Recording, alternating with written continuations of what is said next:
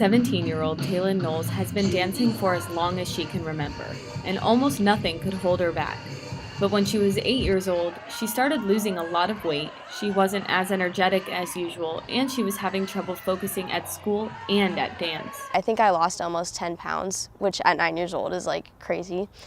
And then I was like eating so much more than I normally do. Like I was constantly snacking, and then I always had to go to the bathroom. I was drinking so much water, and I just like wasn't myself. Like my school teacher was actually the one who noticed it when I was in 3rd grade, and she sent me home one day from school because she was like, she's just not herself. Taylin's mom took her to the doctor right after she got home from school and was quickly sent to the hospital for more evaluation and discovered she has type 1 diabetes. In the hospital, once I finally like got my blood sugar back down to a normal level and I was able to like understand things again, it was hard to adjust, but also like it was interesting at first, just like this whole new world, and it was scary too, obviously. Taylin was at the hospital for 3 days while doctors monitored her insulin levels, but she couldn't stay away from dance for long. She was back to dancing at her old studio just a few weeks after being released from the hospital, but going back to dance so soon did have its challenges.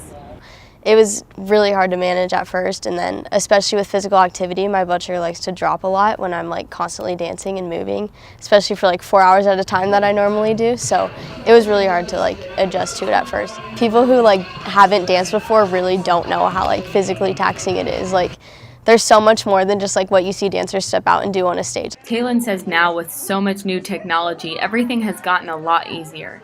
She wears an Omnipod on her right arm that gives her insulin, and on her left arm she has a needle with a Bluetooth sensor that connects to her phone so she can monitor her blood sugar.